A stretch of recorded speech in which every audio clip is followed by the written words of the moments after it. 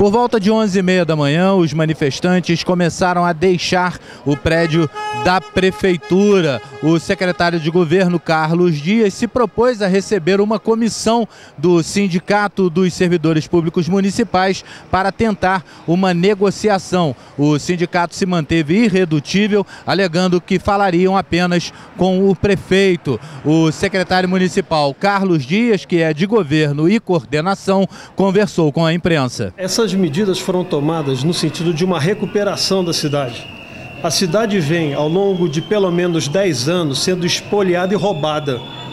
Nós temos recursos públicos desviados, nós temos uma série de gente que se aproveitou, trabalhou nessa prefeitura, quer dizer, tinha cargo na prefeitura e não dava expediente.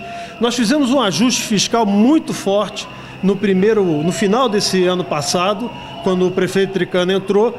E nós temos que entrar com medidas que têm que restaurar a condição de contas e governabilidade. O plano de cargo e salário, por exemplo, foi medida impensada. E nós estamos corrigindo isso. Como também estamos corrigindo 140 cargos em comissão, como estamos corrigindo uma série de outras situações do ponto de vista da receita, por exemplo, que é a ampliação das parcerias público-privadas para gerar receita e fazer fácil no futuro até mesmo o retorno de benefício ao funcionário. Então a questão é que não se discute o que se fala numa mesa, por exemplo, de reunião com o próprio sindicato. Na rua eles falam outra coisa. Então essa manifestação é uma manifestação muito mais política do que simplesmente de colocar na mesa de debate. A questão está colocada na Câmara, ela não está colocada mais aqui no Poder Executivo. O Poder Executivo tomou sua decisão, mandou as mensagens, alteração da lei orgânica, mandou projetos de lei complementar, mandou o que é pertinente projeto de lei ordinária e a Câmara está discutindo. Então, se a Câmara entender, por exemplo, que tem que ser mais discutido, eles vão mandar para as comissões. Agora, o que não pode é o sindicato querer sitiar a prefeitura, tutelar as ações do Poder Executivo através da força, da inibição, né, de movimento, como vocês viram aí fora, a tentativa de agressão. Então, a presidente do sindicato colocar, por exemplo, falar, agora vamos invadir a prefeitura. Então, o que nós queremos? Nós queremos restaurar. E é um pequeno grupo, repito, um pequeno grupo que não é uma coisa desrespeitosa às pessoas, mas a maioria da população aqui de Teresópolis, ela quer a cidade restaurada, quer os serviços públicos agindo. Nós já pegamos com 2 PSF, botamos 16, organizamos a UPA, isso sem nenhum recurso do Estado, com uma gestão clara, objetiva, honesta, comprando material a preço justo, fazendo licitação aberta, organizando programas de modernização. Então esse é o papel do nosso governo. É glória que tem uma categoria que tem uma vontade de se impor nessa condição de arregimentação em função de violência e não discute por que sustentar medidas como essa. Como eu posso dizer que o nosso povo não vai ter, por exemplo, um atendimento de saúde de qualidade e eu vou dar um plano de saúde para o servidor? Eu tenho que fazer, na verdade, e o governo faz, é o quê? Estender a melhoria do serviço de saúde, que o próprio servidor seja também atendido nessa condição.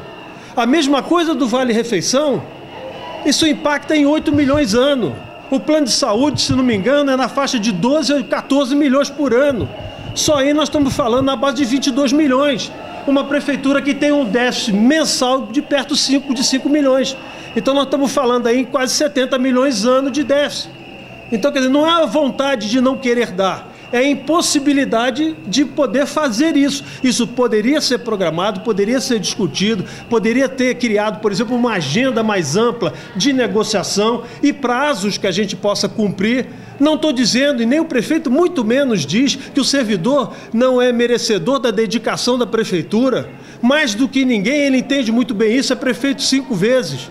Então ele sabe o peso e sempre contou com o apoio do servidor na sua gestão.